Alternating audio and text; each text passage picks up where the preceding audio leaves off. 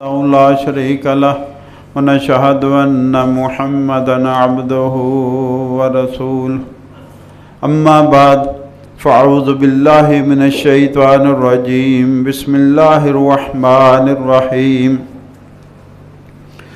وأنزلنا إليك الذكر لتبين للناس ما نزل إليهم ولعلهم يتفكرون ان اللہ وملائکتہ یصلون علی النبی یا ایہا الذین آمنوا صلوا علیہ وسلموا تسلیما اللہم صلی علی محمد وعلی آل محمد کما صلیت علی ابراہیم وعلی آل ابراہیم انکا حمید مجید اللہم بارک علی محمد وعلی آل محمد کما بارکت علی ابراہیم وعلی آل ابراہیم انکا حمید مجید الحمدللہ ثم الحمدللہ۔ اللہ پاک کا بے حد بے حساب بے شمار احسان ہے، اس نے ہمیں جمعۃ المبارک کی نماز کی حاضری نصیب فرمائی۔ اللہ تعالیٰ اپنے فضل و کرم سے ہماری یہ حاضری قبول فرمائے اور اسی حاضری کو ہمارے لیے دونوں جہان میں خوشیوں کا، خوشحالیوں کا، خیر و برکت کا اور آسانیوں کا ذریعہ بنائے، آمین یا رب العالمین۔ آج قرآن پاک کی چند آیات کے حوالے سے جس موضوع پر بات کرنی ہے وہ یہ ہے کہ قرآن تفہیم کے لیے آیا ہے، قرآن سمجھ کے لیے آیا ہے، اس کو سمجھنا، اس کو سیکھنا، اس کے لیے آیا ہے، نہ کہ شبینوں کے لیے، تعویذوں کے لیے، دم درود کے لیے اور چوم چوم کر آنکھوں سے لگائے جانا، یہ دیکھنا ہی نہیں کہ اس میں لکھا ہوا کیا ہے۔ تو قرآن کے نزول کا مقصد کیا ہے؟ سورہ نحل کی آیت نمبر 44 میں نے تلاوت کی۔ اللہ فرماتے ہیں وَأَنزَلْنَا إِلَيْكَ الذِّكْرَ، اور ہم نے اس ذکر کو نازل کیا۔ ذکر یاد دہانی، ذکر نصیحت، اور ہم نے اس ذکر، اس نصیحت کو نازل کیا اے نبی صلی اللہ علیہ وسلم آپ کی طرف، لِتُبَيِّنَ لِلنَّاسِ مَا نُزِّلَ إِلَيْهِمْ۔ پہلا قرآن کے نازل کرنے کا مقصد پہلا، ہم نے یہ نصیحت اور ذکر اے نبی صلی اللہ علیہ وسلم آپ پر بھیجا ہے تاکہ آپ اس کو کھول کھول کر بیان کریں لوگوں کے سامنے، لِتُبَيِّنَ، تاکہ آپ اس کو بیان کریں، کھول کر سمجھائیں لوگوں کو، لِلنَّاسِ سے لوگوں کو آپ سمجھائیں، مَا نُزِّلَ إِلَيْهِمْ، کہ ان کی طرف کیا پیغام آ گیا، کیا سندیسہ آ گیا، کیا اللہ کا حکم آ گیا، کیا اللہ کی شریعت آ گئی، انہیں پتہ نہیں چلے گا۔ اے نبی آپ کی ذمہ داری آپ کھول کھول کر سمجھائیں ان کو۔ تو قرآن کے نزول کا پہلا مقصد نبی کی ذمہ داری کھول کر امت کو سمجھا دینا، اور دوسرا وَلَعَلَّهُمْ يَتَفَكَّرُونَ، جب نبی نے سمجھا دیا تو اب امت کی ذمہ داری ہے کہ اس قرآن میں اور نبی کی سنت میں غور و فکر کریں، سوچ بچار کریں، اس کو سمجھنے، اس کو سیکھنے کے لیے اپنی زندگیاں لگا دیں۔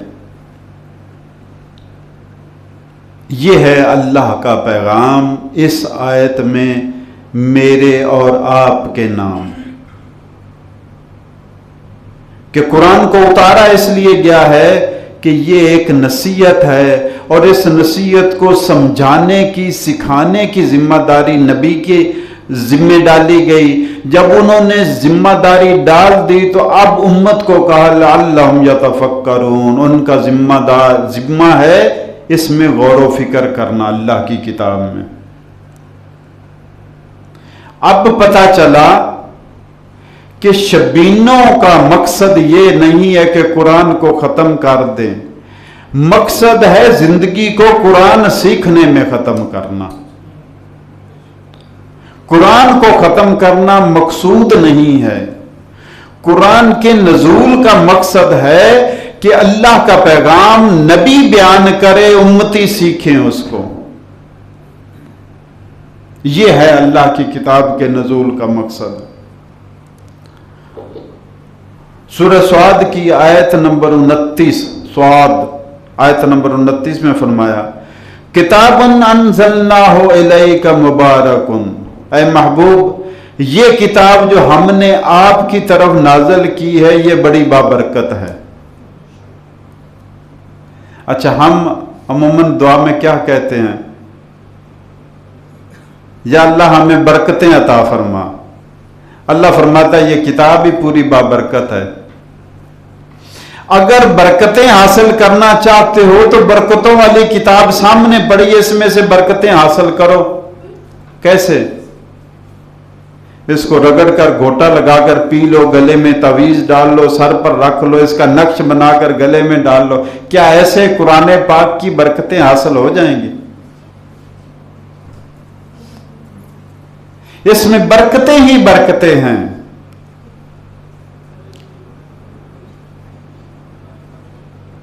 جو معمورات ہیں، جن کاموں کا کرنے کا اللہ نے حکم دیا ہے وہ کرو، تمہیں برکتیں ہی برکتیں ملیں گی. جن کاموں سے اللہ اور رسول صلی اللہ علیہ وسلم نے روکا ہے ان سے رک جاؤ، زندگی میں برکتیں ہی برکتیں آئیں گی. یہ مبارک کتاب ہے جو تمہیں جو بھی راستہ دکھائے گی اس کا راستہ برکتوں والا راستہ ہوگا، جو قرآن کا راستہ ہے، جو جنت کا راستہ ہے، جو حلال کا راستہ ہے، جو اللہ اور رسول کی پسند کا راستہ ہے. اس راستے پر چلو گے تو اس کتاب کی، قرآن کی برکتیں تمہیں نصیب ہو جائیں گی. ہم کہتے ہیں قرآن کو نہ تو پڑھنا پڑے، سمجھنے اور سیکھنے کی طرف تو ہمارے دشمن جائیں، ہمیں کیا ضرورت ہے؟ ہم تو بس اس کے تعویذ بنا کر گلے میں ڈالیں گے اور پڑھ پڑھ کر اسرائیل اور ہندوستان پر پھونکے ماریں گے، ان کے ٹینکوں کو برباد کریں گے قرآن پاک کے ورد کر کر کے اور دم کر کر کے. تو فرمایا اے محبوب کتاب انزلناہ الیک، یہ وہ کتاب ہے قرآن جو ہم نے آپ کی طرف نازل کی. قرآن کا تعارف کرایا کہ یہ کہاں سے آ گیا، تو اللہ فرماتے ہیں یہ ہم نے نازل کی، ہم نے بھیجی ہے. مبارکن، یہ بڑی بابرکت کتاب ہے. اب یہ تعارف کرانے کے بعد اللہ حکم دے رہا ہے مجھے اور آپ کو، لِيَدَّبَّرُوا آیَاتِهِ، دو کام کریں. امتیوں کو چاہیے کہ اس کی آیات کے، اس کے حکموں میں غور و فکر کریں، سوچ بچار کریں، سمجھنے کی کوشش کریں، سیکھنے کی کوشش کریں. لِيَدَّبَّرُوا آیَاتِهِ، تدبر کریں، سوچ بچار کریں، غور و فکر کریں. یہ کیا حکم ہے، اس کا مطلب کیا ہے، اس کو کرنا کیسے، کون کرے گا، کس سے حساب ہوگا، کہیں میں تو ان میں نہیں آتا، میں کر رہا ہوں یا نہیں کر رہا، اگر نہیں کر رہا تو مجھے کیا کرنا چاہیے. لِيَدَّبَّرُوا آیَاتِهِ، یہ بابرکت کتاب نازل کی ہے ہم نے، اللہ فرماتے ہیں تاکہ لوگ اس کی آیات، اس کے حکموں میں غور و فکر کریں. وَلِيَتَذَكَّرَ أُولُو الْأَلْبَابِ، اور دوسرا حکم تاکہ جو عقل مند ہیں وہ اس سے نصیحت حاصل کریں. تو قرآن کے نزول کے دو مقصد، امت اس میں غور و فکر کرے، اس کو سیکھنے کی کوشش کرے، سمجھنے کی کوشش کرے، جاننے کی کوشش کرے کہ کیا اللہ نے فرمایا ہے. اور پھر جب انہیں سمجھ آ جائے وَلِيَتَذَكَّرَ أُولُو الْأَلْبَابِ، تو جو عقل مند ہوں گے وہ اس سے خود بخود نصیحت پکڑتے جائیں گے، ہمیں کیا کرنا ہے کیا نہیں کرنا. اب جو دوسرا حکم ہے وَلِيَتَذَكَّرَ أُولُو الْأَلْبَابِ، تاکہ عقل مند اس سے نصیحت پکڑیں۔ ایک معنی تو یہ بنا کہ جو قرآن سے نصیحت اور سبق حاصل کرتے ہیں وہی عقل مند ہیں، دوسرے عقل مند ہی نہیں ہیں۔ اور دوسرا یہ مطلب ہوا کہ جو بھی اپنے آپ کو عقل مند سمجھنا یا کہنا چاہتے ہیں، پھر قرآن کے ساتھ لگ جاؤ، اس سے سبق حاصل کرو، اس سے عبرت حاصل کرو، اس سے نصیحت حاصل کرو۔ اور قرآن پاک سمجھنے کے لیے صاف ظاہر ہے کہ یہ جو ہماری روٹین ہے پاروں میں قرآن کو ختم کرنے کی، شبینوں میں قرآن کو ختم کرنے کی، یہ مقصد نہیں ہے۔ ایک روایت میں آتا ہے، ایک صحابی کہتے ہیں مجھے سورہ بقرہ سیکھنے میں 8 سال لگے۔ سورہ بقرہ سیکھنے میں، پڑھنے میں کتنے سال لگے؟ 8 سال۔ صحابی کو، وہ عربی جانتے تھے، انہیں گرامر سیکھنے کی ضرورت نہیں تھی، ان کی مادری زبان تھی۔ ان کے درمیان اللہ کا نبی موجود تھا، صحابی تھے، اللہ کے نبی صلی اللہ علیہ وسلم کی مجلس میں، محفل میں رہے، صحابہ کے ساتھ رہے۔ وہ کہتے ہیں مجھے سورہ بقرہ سیکھنے میں 8 سال لگ گئے۔ اور ہم کہتے ہیں کہ رمضان میں 8 قرآن ہم نے ختم کر لیے۔ صحابی کو ایک سورہ سیکھنے میں 8 سال، تو وہ عربی تو جانتے تھے، کیا ان کو پڑھنے میں الف با تا سا نہیں آتا تھا؟ کیا وجہ تھی؟ کیوں 8 سال لگے ایک صحابی کو سورہ بقرہ سیکھنے میں؟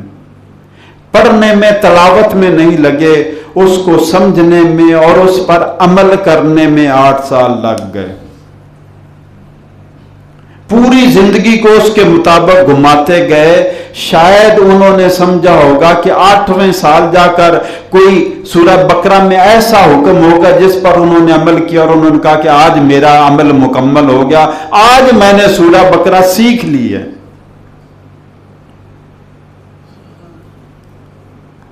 قرآن پاک میں اللہ تعالیٰ فرماتے ہیں، یا ایھا الذین آمنو، اے ایمان والو، سورہ نساء کی آیت نمبر 43 پڑھ رہا ہوں آپ کے سامنے۔ یا ایھا الذین آمنو، اے ایمان والو، لا تقربوا الصلاۃ، نماز کے نزدیک نہ جاؤ، وانتم سکارا، جب کہ تم نشے کی حالت میں ہو۔ جب تم نشے کی حالت میں ہو اس وقت نماز کے قریب نہ جاؤ۔ وجہ آگے وجہ بھی بتا دی، حتی تعلموا ما تقولون، جب تک تمہیں اپنی بات کی سمجھ نہ آنے لگ جائے کہ تم کیا کہہ رہے ہو۔ اس حالت میں جب نہ آ جاؤ کہ تم کہہ کیا رہے ہو نماز میں، اس وقت تک نماز کے نزدیک نہ جاؤ۔ یہ اس وقت کی بات ہے جب شراب حرام نہیں ہوئی تھی۔ شراب کے بارے میں پہلا حکم نازل ہوا سورہ بقرہ کی آیت نمبر 219 میں، یسألونک عن الخمر والمیسر، اے محبوب آپ سے یہ لوگ پوچھتے ہیں شراب اور جوے کے بارے میں کیسا حکم۔ خاص طور پہ حضرت عمر رضی اللہ تعالیٰ عنہ بار بار پوچھا کرتے تھے، یا رسول اللہ یہ اچھی چیز نہیں ہے، اس کے بارے میں کوئی شافی حکم فرمائیں۔ تو پہلا جواب آیا قدرت کی طرف سے۔ بات اصل یہ ہے کہ اسلام تدریجاً، درجہ بدرجہ، آہستہ آہستہ، تھوڑا تھوڑا نافذ ہوا ہے، ایک دم سے سارا۔ قرآن بھی آہستہ آہستہ نازل ہوا، تھوڑا تھوڑا کر کے نازل ہوا، اور اسلام کے احکام بھی ایک ایک، دو دو، تین تین کر کے آہستہ آہستہ نازل ہوئے اور نافذ ہوئے۔ تو میں اس زمانے کی بات کر رہا ہوں جب تک شراب حرام نہیں ہوئی تھی، سب سے پہلا حکم نازل ہوا۔ جب پوچھا کچھ لوگوں نے کہ شراب اور جوے کے بارے میں کیا حکم ہے، اب شراب بھی حرام ہے، جوا بھی حرام ہے، لیکن یہ اس وقت کی بات کر رہا ہوں جب ابھی حرام نہیں ہوا تھا۔ تو کچھ صاحب शऊर लोगों ने पूछा कि ये अच्छे काम नहीं है, तो हुक्म आया यसअलूनका अनिल खम्र वल मैसर, ऐ मेरे नबी आपसे ये शराब और जुए के बारे में हुक्म पूछते हैं, कुल बताओ इनको, फीहिमा इस्मुन कबीर, दोनों में बहुत बड़ा गुनाह है, व मनाफिउ लिन्नास, लेकिन लोगों के लिए फायदा भी है थोड़ा थोड़ा। लोग इन दोनों कामों में से फायदा भी उठाते हैं, लेकिन इस फायदे के साथ साथ इसमें गुनाह बहुत बड़ा है। वह इस्मुहुमा अकबर मिन नफ़इहिमा, और जो गुनाह है वो इसके फायदे से ज्यादा है। अब इतना कहकर छोड़ दिया गया, ये नहीं कहा गया ये हराम कर दी गई या तुम ना पियो या बचो, नहीं, बस इतना कहकर अब साहिब शऊर लोगों को पता चल गया ये ऐसी चीज है जिसमें नुकसान ज्यादा है, नफा कम है। और जो दीदा बीना दाना दानश्वर साहिब अकल थे, दुनिया रोशन दिमाग वाले थे, वो साफ ज़ाहिर हटने लग गए, ना भाई इसमें नुकसान ज्यादा, अल्लाह कह रहा है इस काम में नुकसान ज्यादा नफा कम है, तो कुछ लोग हट गए। लेकिन अभी तक शराब हराम नहीं हुई थी। अब अगला हुक्म नाज़िल हुआ, अभी हुर्मत नहीं नाज़िल हुई थी। एक साहबी हजरत अब्दुर्रहमान बिन औफ रज़ी अल्लाह ताला अन्हु ने दावत की साहबा की, दोस्तों की, उनके घर में दावत थी, खाना खाया, खाना खाने के बाद शराब का दौर चला, हलाल थी, अभी मना नहीं हुआ था, और खाना खाकर साफ ज़ाहिर उसका नशा हो गया। उसी दौरान मगरिब की अजान का वक्त हो गया, अजान हुई तो नमाज अपने घर में ही जमात करा ली, और रवायात में आता है हजरत अब्दुर्रहमान बिन औफ ही आगे खड़े हो गए। ये अशरा मुबशरा में शामिल है, लेकिन ये उस जमाने की बात है जब ये हराम नहीं हुई थी।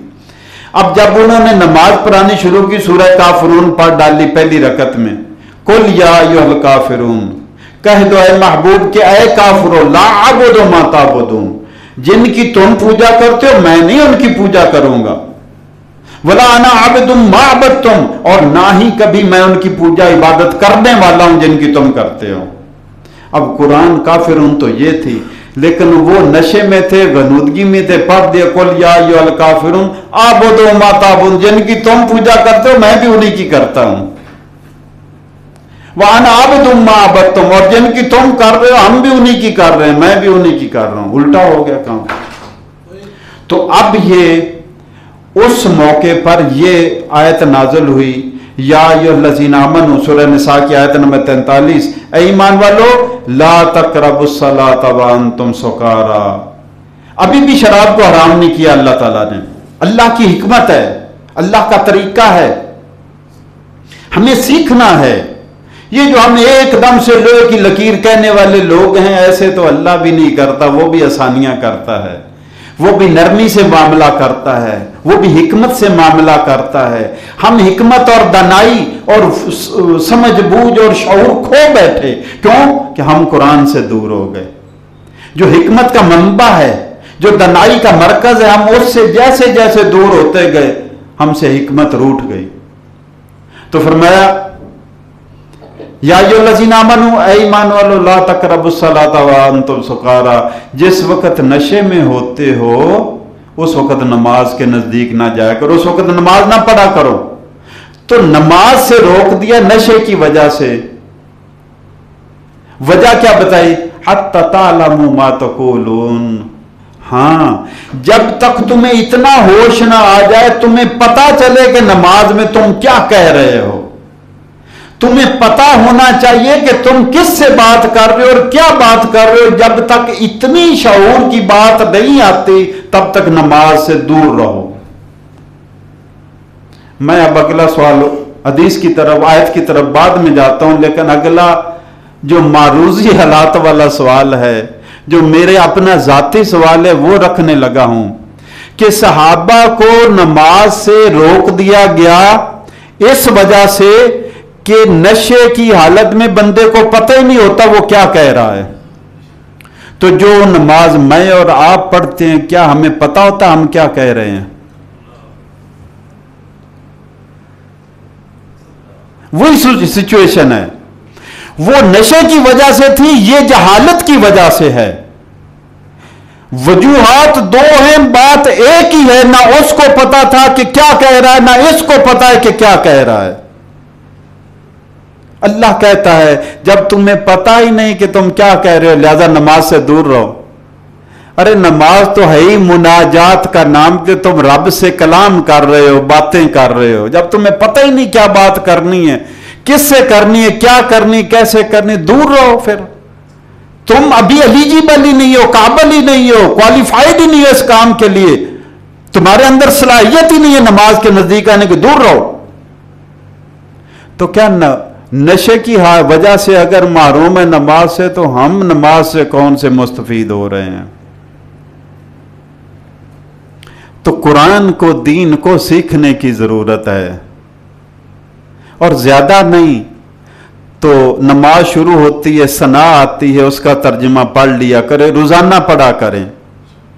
نماز پڑھ لیں، نماز سے پہلے یا نماز کے بعد دن میں ایک بار ضرور ترجمہ پڑھیں نماز کا، ثنا کا ترجمہ پڑھیں، سورہ فاتحہ، تعوذ ہے، بسم اللہ ہے، سورہ فاتحہ ہے، پھر سورہ اخلاص، عموماً جو ایک ہی سورت پڑھی جاتی ہے، اسی نے لے کر ہمیں نکلنا ہے۔ یہ جو سورہ اخلاص ہے نا، سب ایک ہی ہمیں یاد ہے، ایک ہی پڑھی جا رہی ہے بس۔ ویسے یہ ہے پازیٹیو بات، مثبت سوچ ہے۔ ایک صحابی کے بارے میں شکایت ہوئی کہ وہ جناب جب بھی جماعت کرواتے ہیں تو کوئی سورت پڑھنے کے بعد سورہ اخلاص ساتھ میں ضرور ملاتے۔ یہ بخاری شریف کی روایت ہے۔ ان کی شکایت کر دی گئی کہ جناب یا تو آپ سورہ اخلاص پڑھ لیا کیجئے یا دوسری پڑھ لیں، یہ دو کو اکٹھا کرنے کی کیا بات ہے؟ اب ان کی شکایت اللہ کے رسول صلی اللہ علیہ وسلم کے پاس پہنچ گیا۔ آپ نے بلایا اس کو، بھی تیرے بھائی جو کہتے ویسے کر لیا کر۔ اس نے کہا جی مجھے سورہ اخلاص بہت پسند ہے، اس میں اللہ کی صفات اور توحید کا ذکر ہے، وہ مجھے بڑی پیاری لگتی ہے، اس لیے میں یہ ضرور پڑھتا ہوں۔ اور انہوں نے اپنے نمازیوں سے کہا تھا کہ میرے پیچھے پڑھنی ہے تو میں نے ایسے ہی پڑھانی ہے، اور اگر تم نے ویسے پڑھنی ہے تو کسی اور سے پڑھوا لو، میں نے سورہ فاتحہ نہ سورہ اخلاص نہیں چھوڑنی۔ تو اللہ کے رسول صلی اللہ علیہ وسلم نے فرمایا کہ سورہ اخلاص سے جو تیری محبت ہے اسی نے تجھے جنتی بنا دیا ہے۔ وہ سورہ اخلاص کو چومتا نہیں تھا، اس کا مکسچر بنا کر تعویذ گھول کر پیتا نہیں تھا، اسے پتا تھا کہ ایک ایک لفظ میں کیا کہہ رہا ہے، اس لیے اسے محبت تھی۔ جب وہ پڑھتا تھا قل هو اللہ احد، کہہ دے کہ وہ اللہ یکتا ہے، اس جیسا ہے ہی کوئی نہیں۔ اللہ الصمد، وہ بے نیاز ہے، لم یلد، وہ کسی کا باپ نہیں ہے، ولم یولد، وہ کسی کا بیٹا نہیں ہے، وَلَمْ يَكُنْ لَهُ كُفُوًا أَحَدٌ، اس جیسا ہے ہی کوئی نہیں، اس کا ہمسر کوئی نہیں، اس کا شریک کوئی نہیں، اس کی مثال ہی کوئی نہیں کائنات میں۔ اب جب وہ پڑھتا تھا تو اندر سے جھوم جاتا تھا، کیونکہ اسے پتا تھا زبان سے کیا کہہ رہا ہے، اور میں پڑھتا جاتا ہوں مجھے پتہ ہی نہیں میں کیا پڑھ رہا ہوں، تو پھر میری اور اس کی نماز کا تو فرق ہوا نا۔ اللہ کہتا ہے جب تک نماز میں جو تم پڑھ رہے ہو تمہیں پتہ نہ ہو تم کیا پڑھ رہے ہو، پھر دور رہو بہتر ہے نماز سے۔ تمہیں پتہ ہی نہیں تم کس کے سامنے کھڑے ہو اور کیا کر رہے ہو، کیا پڑھ رہے ہو۔ تو یہ آیت مجھے اور آپ کو سبق دیتی ہے کہ ہمیں نماز کو با ترجمہ سیکھنا چاہیے کہ ہم کیا پڑھ رہے ہیں۔ وہ میں نے دعا سجدوں کے درمیان والی ایک دو بار ذکر کی تھی، اللہم اغفر لی ورحمنی وجبرنی وہدنی وعافنی ورزقنی، 6 الفاظ ہیں، ان کا ترجمہ جا کر پڑھیں۔ آپ کہیں گے میں نے چھوڑنا ہی نہیں زندگی بھر، اتنی برکتیں اتنی برکتیں، اللہم اغفر لی، اللہ مجھے بخش دے، ورحمنی مجھ پر رحم فرما، وجبرنی یا اللہ میرے معاملات میرے بے بس ہو گیا ہوں، میں کنٹرول نہیں ہو رہے، تو میرے معاملات کو صحیح کر دے۔ اور یہ اللہ کی عبادت کر رہا ہے، اپنی دنیا کے معاملات اس کے کھاتے ڈال رہا ہے، یا اللہ یہ کرنا یہ کرنا۔ عبادت تو ہے میں اس کی ثنا کروں، اس کی حمد کروں، اس کی تحمید کروں، اس کی تسبیح کروں، اس کی تکبیر کروں، اور میں کہہ رہا ہوں یا اللہ میرا فلاں بگڑ گیا کام بنا دے، یا اللہ فلاں بگڑ گیا بنا دے۔ نماز کے جب مناجات کر رہا ہوں، میری ڈائریکٹ ڈائلنگ ہوگی، میری اس سے باتیں ہوگی، تب میں مانگوں۔ یہ جو نماز کے بعد والی دعا ہے، یہ تو ابھی جب آپ کا کلام ختم ہو گیا تو اب آپ مانگ رہے ہیں، اصل مانگنا تو نماز کے اندر تھا، اصل طلب کرنا نماز کے اندر تھا، اور اندر والی بات ہی نہیں. ہم تو ہیں ہی باہر والے لوگ، ہم تو اندر والے ہیں ہی نہیں. ہم تو اندر نیند کی خاموش، نیند کی غشی میں ہوتے، بس رکھتے. ہمارا آٹومیٹک جسم چل گیا ایسے ہی، ہمیں پتہ ہی نہیں ہوتا ہم دماغی طور پر کہاں ہوتے ہیں، جسم پوری 4 رکھتے پڑھ کے فارغ ہو جاتا ہے. یہ ہمارا حال ہے، یہ ہماری حاضری ہے. تو فرمایا اب اگلی تیسری آیت سورہ مائدہ کی آیت نمبر 91-92 آپ کے سامنے رکھنے لگا ہوں. فرمایا یا ایھا الذین آمنوا، شراب کے بارے میں تیسرا حکم جب حرام ہوئی ہے. دیکھو آستہ آستہ آستہ آستہ، پہلے فرمایا گیا کہ اس میں نفع بھی ہے نقصان بھی ہے، اس کا گناہ نفع سے زیادہ ہے. پہلے یہ شعور میں ڈالی گئی لوگوں کے دلوں میں بات.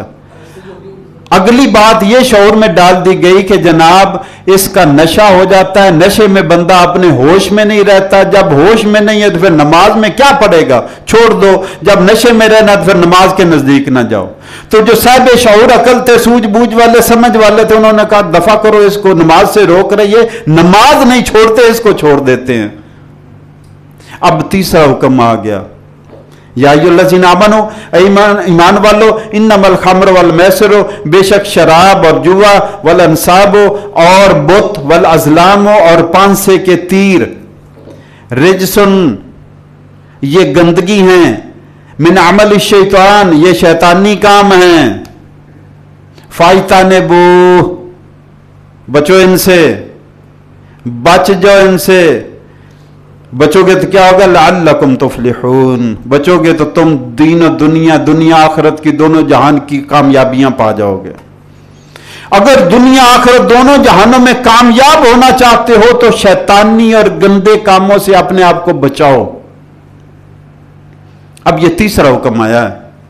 تو میرا کہنے کا مقصد یہ تھا کہ اسلام میں تدریج ہے، اللہ کے نزدیک تدریج ہے. ایک دم سے اللہ فیصلے نہیں کرتا، مہلت دیتا ہے. میں اور آپ گناہ کرتے، اللہ فوراً پکڑ نہیں لیتا.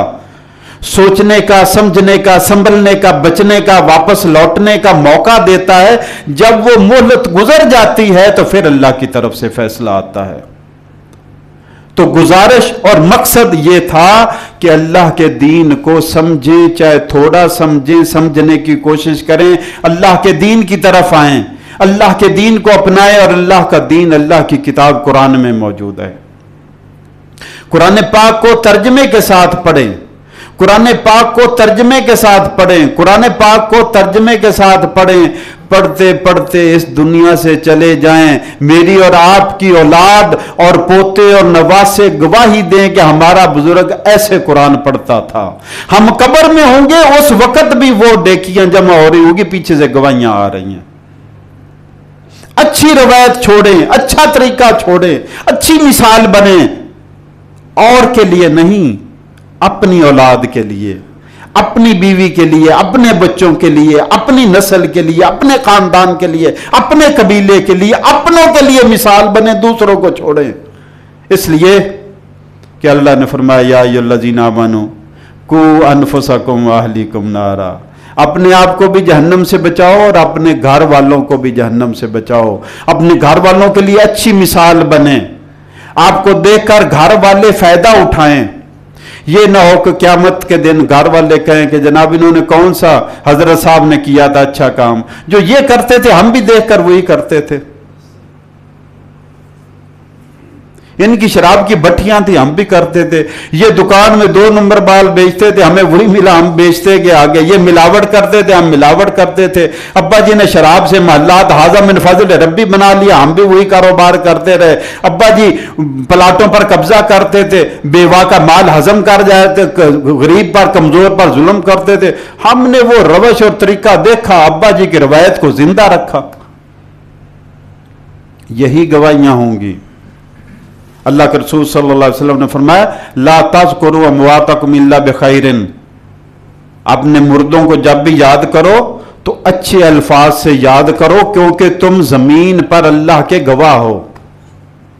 جب تم کسی کے بارے میں، مرنے والے کے بارے میں بولتے ہو تو وہ لکھنے والے لکھتے ہیں اس کے حق میں.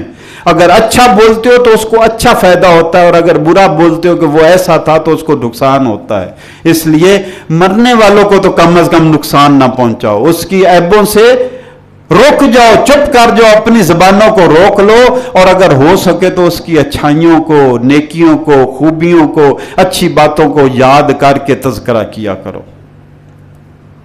میرے بھائیوں، قرآن پاک اللہ کی کتاب ہے، اور اس کے نزول کا مقصد، نازل کرنے کا مقصد ہی ایک ہے کہ اس کتاب کو سمجھا جائے،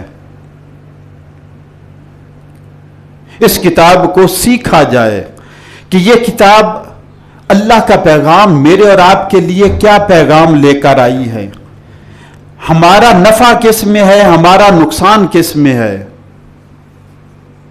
چھوٹی چھوٹی باتوں کا دنیا داری میں ہم حساب کرتے ہیں، دین کے معاملے میں ہم ایسے اندھے کیوں بن جاتے ہیں کہ ہمیں نہ نفع نظر آ رہا ہے نہ نقصان نظر آ رہا ہے۔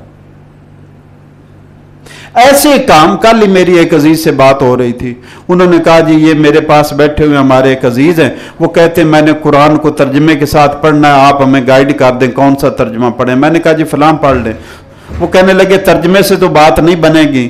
میں نے کہا جی ان کو میرا نمبر دے دے، جب کبھی کہیں مشکل ہو مجھے بتا دے، میں دیکھ دوں کہ کہیں سے دیکھ دا کے تو میں گائیڈ کر دیا کروں گا جو میرے بس میں ہوا۔ وہ کہنے لگے یہ تو صحیح ہے لیکن یہ فلاں فلاں فلاں کام کرتے ہیں، پھر کیسے ہوگا؟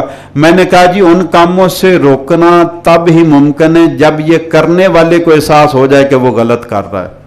آپ کسی پر تنقید کرتے رہیں، یہ بدعتی ہے، یہ گمراہ ہے، یہ مشرک ہے، یہ گستاخ ہے، جو دل میں کہتے رہے، جب کو اس کو احساس نہیں جب تک ہوگا کہ وہ غلط کر رہا ہے تب تک وہ رکے گا نہیں۔ یہ شعور دینا، یہ شعور اللہ کی کتاب قرآن دیتا ہے کہ غلط کیا ہے، صحیح کیا ہے۔ آپ کسی کتاب کے بارے میں، حتیٰ کہ حدیث کی کتاب کے بارے میں بھی کہہ سکتے ہیں، کوئی کہتا ہے جی یہ حدیث ضعیف ہے، یہ کمزور ہے، یہ موضوع ہے، کوئی کہتا ہے یہ صحیح ہے، مضبوط ہے، اختلاف ہو جاتا ہے۔ قرآن اللہ کی ایسی کتاب ہے جس کے بارے میں کوئی جرت نہیں کر سکتا کہ یہ ضعیف ہے، کمزور ہے، میں اس کو مانتا نہیں ہوں۔ اور دین آیا ہی اللہ کی کتاب قرآن میں ہے۔ تو اسی کتاب کے بارے میں اللہ کے رسول صلی اللہ تعالیٰ علیہ وسلم نے فرمایا العنات من اللہ والعجلۃ من الشیطان، آہستہ آہستہ سمجھ کر، سوچ سمجھ کر کام کرنا یہ اللہ کی طرف سے صلاحیت عطا ہوتی ہے، اور عجلت اور تیزی میں کام کر ڈالنا اور پھنس جانا پھر کہنا یہ کیا ہو گیا، یہ شیطان کی طرف سے ہے۔ ترمذی شریف کی ایک روایت ہے، آپ صلی اللہ علیہ وسلم نے ایک شخص سے کہا قال لرجل ان فیک خصلتین یحبہم اللہ، فرمایا ایک صحابی سے کہ تیرے میں دو باتیں ایسی ہیں، اللہ دو باتوں ان کو بڑا پسند کرتا ہے۔ یہ قرآن و سنت کی باتیں جو ہوتی ہیں یہ اپنا ٹائم پورا کرنے کے لیے نہیں ہوتی، یہ سیکھنے کے لیے ہیں۔ اس کے مطابق مجھے اور آپ کو اپنے اخلاق بنانے، اپنی تیاری کرنی ہے، اپنے آپ کو سنوارنا ہے۔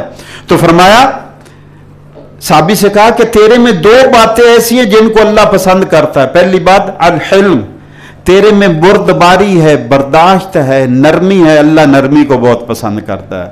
اللہ خود حلیم ہے، بردبار ہے، نرمی والا ہے، نرمی برتنے والا ہے، وہ ان بندوں کو بھی پسند کرتا ہے جن میں نرمی پائی جاتی ہے، کیونکہ یہ اللہ کی صفت ہے، اللہ کی شان ہے، بندوں میں آ گئی تو اللہ ان کو پسند کرنے لگ جاتا ہے۔ اور دوسری بات فرمایا والعنات، اور تیرے میں انات ہے، یعنی تو جو کام بھی کرتا ہے سوچ سمجھ کر کرتا ہے، آرام سے کرتا ہے، تسلی سے کرتا ہے، جلدی میں نہیں کام خراب کر دیتا کہ جلدی میں کر دیا پھر بعد میں سوچو ہو یہ تو غلط ہو گیا، نہیں۔ تیرے میں دو باتیں، ایک تو بردباری اور حلم اور نرمی ہے جو اللہ کو بہت پسند ہے، اور تیرے میں یہ صلاحیت ہے کہ تو سوچ سمجھ کر کام کرتا ہے، خوب تسلی سے کام کرتا ہے، اور یہ بھی اللہ کو خصلت بہت پسند ہے۔ تو دین کو خوب تسلی سے سیکھنا چاہیے میرے بھائیوں۔ دنیا کا کون سا کام ہے جو ہم کر نہیں سکتے، ہم کر لیتے ہیں، لیکن ایک دین کا کام ہے جس کو کرنے سے ہم کنی کتراتے ہیں، حالانکہ ہماری دنیا بھی دین ہے اور ہمارا دین ہی دنیا ہے۔ دنیا دین سے باہر نہیں ہے، دین دنیا سے باہر نہیں۔ مولانا مودودی رحمۃ اللہ علیہ سے کسی نے سوال پوچھا کہ جناب داڑھی کے بارے میں کیا خیال ہے اسلام میں؟ کوئی چھوٹی کوئی بڑی کے جھگڑے پڑے رہتے ہیں نا، تو پوچھا تو مولانا مودودی رحمۃ اللہ علیہ نے کہا کہ اسلام میں داڑھی ہے، داڑھی میں ہی اسلام نہیں ہے سارا۔ بس اسی کو یہی سمجھنا ہے ہم نے کہ دین ہے کیا۔ یہ ہم سر پر ٹوپی، ہاتھ میں تسبیح، اور حاجی صاحب دکان پہ بیٹھے ہیں اور سارا 2 نمبر بال، اور ملاوٹ بھی ہو رہی، جھوٹی قسمیں بھی ہو رہی ہیں، دھوکہ بھی دیا جا رہا ہے۔ رکنا ہے، ہم نے دین کو سمجھنا ہے۔ یہ جو میرے اور آپ کے مقدر میں روزی اور مال لکھا ہے، وہ میرے اور آپ کے دنیا میں آنے سے 5 ماہ پہلے لکھ دیا گیا۔ ابھی ماں کے پیٹ میں 4 ماہ کا بچہ ہوتا ہے تو اللہ فرشتے کو کہتے ہیں اس کا رزق لکھ دے، اس کی موت کا دن بھی لکھ دے۔ جب میرا اور آپ کا اس بات پر ایمان ہے کہ میرے نبی نے یہ کہہ دیا، میری موت کا دن بھی لکھا جا چکا، میرا رزق بھی لکھا جا چکا، تو پھر میں 2 نمبر کروں؟ پھر یہ میرے نبی کی تعلیم کے خلاف ہے، میرے ایمان کے خلاف ہے، میرے عقیدے کے خلاف ہے۔ اور مکہ میں 13 سال محنت ایمان اور عقیدے کی تھی۔ جب تک ایمان اور عقیدہ صحیح نہیں ہوگا، عمل صحیح ہو ہی نہیں سکتا۔ میرا ایمان اور عقیدہ صحیح ہے کہ بجلی کی تار کو ہاتھ لگاؤں گا پکڑ لے گی، میرا عمل ہے کہ میں بجلی کی تار کے نزدیک ہی نہیں جاتا۔ یہ اس علم پر میرا عقیدہ بنا۔ اگر اللہ کے بارے میں ان بطش ربک لشدید، جب وہ پکڑ لیتا تو بڑی سخت پکڑ ہوتی، کوئی چھڑانے والا بچانے والا نہیں۔ جب یہ میرا ایمان اور عقیدہ اور علم اور میری فہم اور پہچان اللہ کے بارے میں ایسی ہو جائے گی، پھر میرا ہاتھ، میری آنکھ، میرا پاؤں، میری زبان کسی غلط کام کی طرف بڑھیں گے نہیں۔ اللہ ہماری یہ کوشش قبول فرمائے۔ آج مغرب کی نماز کے بعد انشاءاللہ اسی سلسلے میں دین کو سیکھنے کے سلسلے میں درس قرآن انشاءاللہ مغرب کی نماز کے بعد 30-40 منٹ کی مجلس ہوتی ہے۔ حاضر ہوں، انشاءاللہ فائدہ ہوگا۔ آمین یا رب العالمین۔